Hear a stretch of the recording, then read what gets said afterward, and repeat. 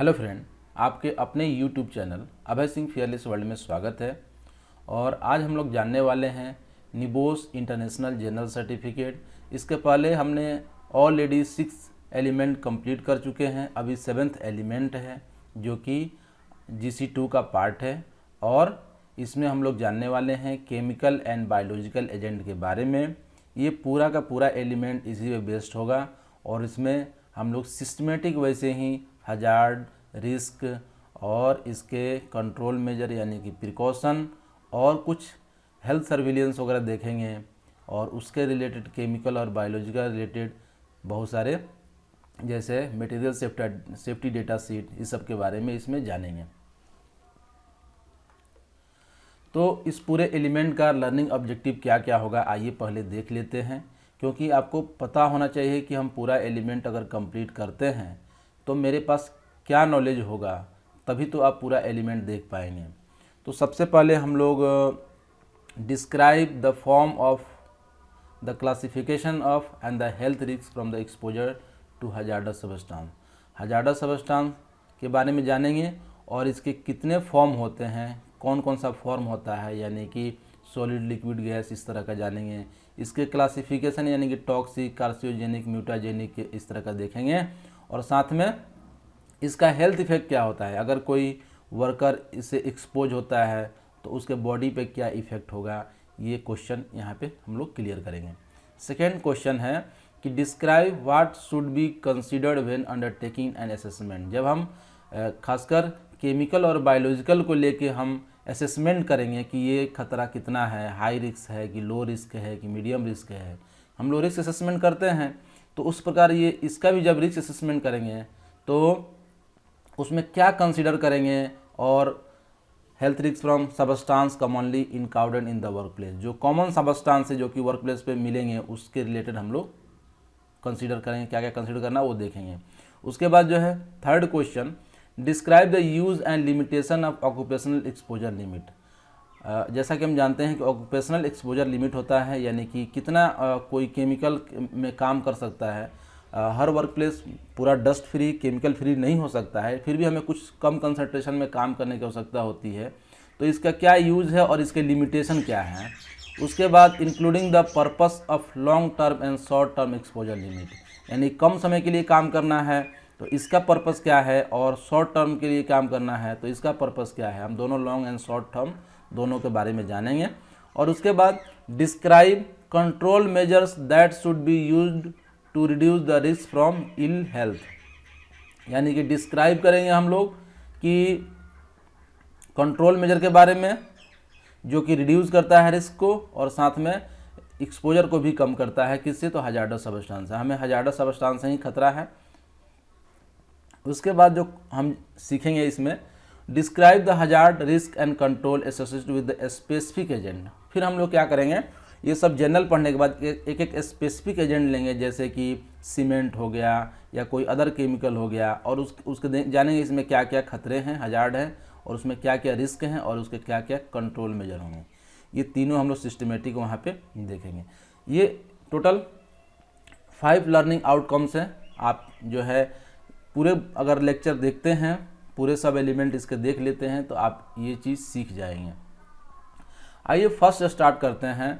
Element 7 का 7.1 ये सब एलिमेंट है और इसमें पहला क्वेश्चन क्लियर होगा, फॉर्म ऑफ क्लासिफिकेशन वाला फॉर्म जानेंगे, classification of the health risk from the hazardous substance. तो आइए देखते हैं फॉर्म कौन कौन सा होता है। तो कोई भी केमिकल, कोई भी जो हजार्डस सब्सटेंस है, हजार्डस सब्सटेंस किसे बोलते हैं, जो हमारे बॉडी को नुकसान पहुंचाए, जो इन्वायरमेंट को नुकसान पहुंचाए। तो ऐसे केमिकल्स जो है किस फॉर्म में हो सकते हैं, तो ये सॉलिड फॉर्म में हो सकते हैं यानी कि जिसका आकार हम चेंज ना कर सके इस तरह का, और डस्ट फॉर्म में हो सकते हैं, छोटे छोटे पार्टिकल जो कि हवा में उड़ेंगे, और गैस फॉर्म में हो सकते हैं यानी कि ये गैस फॉर्म में हवा में, और मिस्ट में क्या होता है यानी कि ये ऐसे ड्रॉपलेट होंगे जो ना हवा में तैरेंगे, जैसे कि आप देखेंगे कोहरा वगैरह जो है ना उस फॉर्म में, और वेपर यानी कि जैसे कि आप पानी गर्म करने के बाद देखते हैं ना वेपर निकलता है उस तरह का, और लिक्विड आप जानते ही हैं जैसे पानी, और फाइबर यानी कि इस तरह के फाइबर बहुत सारे, जब हम एस्बेस्टस को तोड़ते हैं ना तो इस तरह के फाइबर निकलते हैं लंबे लंबे, जो कि हवा में उड़ते रहते हैं। तो ये टोटल जो इतने फॉर्म में जो है कोई भी हजार्डस केमिकल हो सकता है हमारे आसपास में। जैसा कि आप देख रहे हैं यहाँ पे एक लकड़ी को जो है ग्राइंड किया जा रहा है, तो यहाँ से वुडन डस्ट निकल रहा है। तो इस तरह से ये कौन सा डस्ट फॉर्म में है। उसके बाद the physical form greatly affect the hazard present at the route of entry into the body। यानी कि ये जितने हैं ना, तो उसके अनुसार ये किस रूट ऑफ एंट्री क्या होता है कि जैसे हमारे बॉडी में कोई भी केमिकल इंटर करने के लिए कितने रास्ते हैं, उसको बोलते हैं रूट ऑफ एंट्री। तो जो अगर मान लीजिए डस्ट फॉर्म में है तो ये हमारे बॉडी में नोज के थ्रू जाएगा। अगर इस तरह से अलग अलग है, गैस फॉर्म में है, लिक्विड फॉर्म में है, तो अलग अलग तरीक़ों से कोई लिक्विड हमारे स्किन पे लगने के बाद एब्जॉर्ब होता है। तो ये है, कोई आँख के द्वारा भी जा सकता है, कोई हम हो सकता है हाथ में टच करे तो हमारे खाने के थ्रू जा सकता है। तो आइए इसके बारे में डिस्कस करेंगे आगे। फॉर्म ऑफ बायोलॉजिकल, वो तो केमिकल हो गया, लेकिन बायोलॉजिकल एजेंट डस्ट फॉर्म में थोड़ी पाए जाएंगे। जैसे फॉर्म ऑफ बायोलॉजिकल एजेंट जो है यानी कि फंगी, ये फार्मर्स लंग में पाए जाते हैं। फंगी, बैक्टीरिया में हम बेसिकली दो बैक्टीरिया यहाँ देखेंगे ज़्यादातर फोकस करके। एक लेजियोनियर डिजीज होगा जिसे लेजियोनेला बैक्टीरिया होगा, और लेप्टोस्पिरोसिस होगा जिसको लेप्टोस्पिरा बैक्टीरिया होगा। ये दो बैक्टीरिया इसमें हम लोग देखेंगे। और वायरसेस वगैरह क्या हैं, जैसे HIV आप सुने ही होंगे, और हेपेटाइटिस B, ये दोनों वायरस से होता है। अब जो है कोई भी हेल्थ इफेक्ट दो तरीके का हो सकता है, एक एक्यूट और दूसरा क्रोनिक, यानी कि short term and long term. ये दो फॉर्म में कोई भी केमिकल इफेक्ट हो सकता है हमारे बॉडी पे। शॉर्ट टर्म इफेक्ट क्या होता है, जैसे कि कुछ हुआ और फिर ठीक हो गया, जैसे तुरंत इसका असर दिखता है। तो शॉर्ट टर्म इफेक्ट जो होता है कि हाई लेवल ऑफ एक्सपोजर जब हम लेते हैं, जैसे मान लेते हैं कि CO गैस है और अब 50 ppm से ज़्यादा हमें तुरंत मिला और हमें चक्कर आ गया, मैं वहाँ पे गिर गया, तो ये क्या हुआ, तुरंत इफेक्ट हुआ बॉडी पे। लेकिन जो 10 साल 20 साल के बाद होता है उसको हम, जैसे कि हम सीमेंट में बार बार काम कर रहे हैं और हमें 20 साल के बाद जो है अस्थमा हो गया, तो ये क्या हुआ, लॉन्ग टर्म इफेक्ट हो गया। और शॉर्ट एक्सपोजर टाइम जो है इसका होता है बहुत कम समय के लिए हम जाते हैं, हमें कुछ प्रॉब्लम होता है, और इसका क्विक इफेक्ट होता है, तुरंत इफेक्ट दिखता है इसका। जैसे exposure to high concentration of chlorine gas, जैसे क्लोरीन गैस का हाई कंसंट्रेशन गए, तुरंत हमें प्रॉब्लम सिम्टम दिखना स्टार्ट हो गया।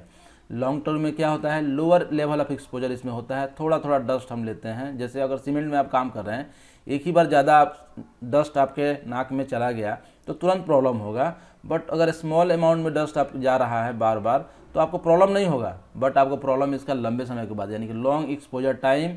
और for example multiple exposure to the asbestos आप जानते हैं, जैसे हमारे यहाँ जो सीट वगैरह जो हम अपने ऊपर घर के ऊपर रखते हैं पानी से बचने के लिए, वो भी एक एस्बेस्टस का एग्जाम्पल है। तो both acute and chronic effect, for example organic solvent and alcohol, इसका दोनों इफेक्ट होता है, ठीक है ना। जैसे ऑर्गेनिक सॉल्वेंट वगैरह हो गया ना, एल्कोहल जो हम पेंट करने के लिए यूज़ करते हैं, एल्कोहल जो हम पीते हैं, तो ये सब का दोनों इफेक्ट होता है, यानी तुरंत भी बताएगा और लंबे समय काम करेंगे तब भी उसका इफेक्ट आएगा। तो किसी भी केमिकल का दोनों इफेक्ट हो सकता है, short term and long term. अब आइए देखते हैं classification of chemical hazards to health. Chemical जो है उसको भी क्लासिफाइड किया गया है उसके नेचर के अनुसार, यानी कि वो किस तरह का इफेक्ट बॉडी पे करेगा उसके अनुसार उसका हजार्डस केमिकल का नेचर है। तो नेचर किस तरह का है, तो एक है फिजियोकेमिकल इफेक्ट, यानी कि फिजिकल भी डालेगा और केमिकली इफेक्ट, जैसे हाईली फ्लेमेबल, एक्सप्लोजिव और ऑक्सीडाइजिंग। तो ये है उसके नेचर के अनुसार। और हेल्थ इफेक्ट के अनुसार अगर उसको डिवाइड करें तो केमिकल टॉक्सिक हो सकता है या कार्सियोजेनिक, या और भी बहुत सारे एग्जाम्पल हैं। टॉक्सिक मतलब जो स्मॉल अमाउंट में जाए और हम उससे हमारी जान जा सकती है, और कार्सियोजेनिक जिससे कैंसर होता है, ऐसा कोई केमिकल जिससे जो कैंसर होता है उसको हम लोग कार्सियोजेनिक बोलते हैं। इन्वायरमेंटल इफेक्ट में क्या है, जो हार्मफुल टू एक्वेटिक लाइफ, जो कि जो पानी में जो जीव रहते हैं ना उनको प्रॉब्लम करे। ऐसे केमिकल को हम लोग इन्वायरमेंटल इफेक्ट में लेंगे, यानी कि 3 नेचर के केमिकल होगा, एक तो फिजियो केमिकल हेल्थ इफेक्ट जो क्रिएट करता है और एक इन्वायरमेंटल इफेक्ट करता है। तो यूरोपियन रेगुलेशंस जो है EC number this on the classification labelling and packaging of the substance and mixture का रेगुलेशन है कि अगर आपको केमिकल को कैसे क्लासीफाई करें, लेबलिंग कैसे करें, पैकेजिंग करें, उसी के अनुसार ये डिवाइड किया गया है, यानी कि ये स्टैंडर्ड है यूरोपियन रेगुलेशन के अनुसार।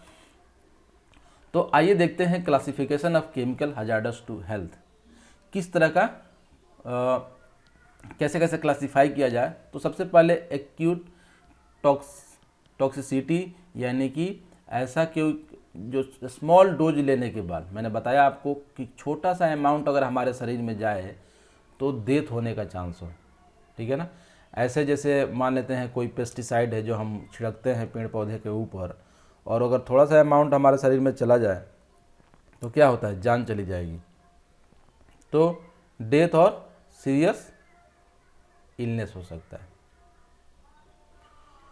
और सेकेंड है स्किन कोरोजन इरिटेशन, ऐसा कोई केमिकल जो स्किन में खुजली करे, इरिटेशन कोरोजन हो तो यानी कि स्किन जल जाए, यानी कि डिस्ट्रॉय लिविंग स्किन टिश्यू और कॉज इन्फ्लामेशन यानी कि जलन पैदा करे हमारे स्किन के ऊपर, ऐसे को हम लोग स्किन कोरोजन या इरिटेशन केमिकल बोलते हैं।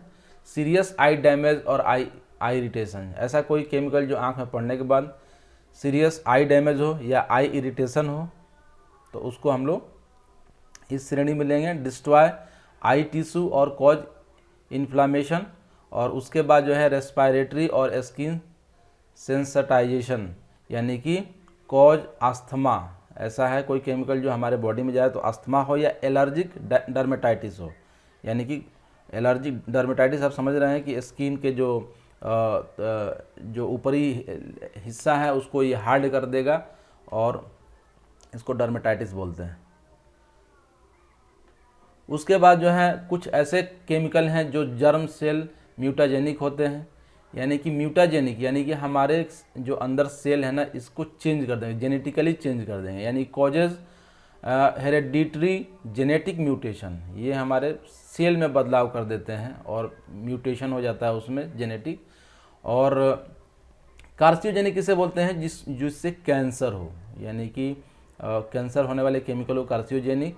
और रिप्रोडक्टिव टॉक्सिसिटी, यानी कि ऐसा कोई केमिकल जो है कॉज स्टेरिलिटी और हार्मफुल टू अनबॉर्न चाइल्ड, जो जन्म नहीं लिया बच्चे, यानी कि ऐसा केमिकल से एक्सपोज होने से जो अंदर बच्चा है पेट में उसे प्रॉब्लम होगा और वो जो है उसको इफेक्ट करेगा, ऐसे केमिकल को हम लोग बोलते हैं रिप्रोडक्टिव टॉक्सिसिटी। और स्पेसिफिक टारगेट ऑर्गन टॉक्सिक कुछ होते हैं जो कि जाके स्पेसिफिक टारगेट को ही हिट करते हैं और cause damage to the specific body organ, जैसे मान लेते हैं अगर हमने कुछ खाया वो लीवर को ही जाके डैमेज करेगा, ठीक है ना, तो ऐसे कुछ हैं।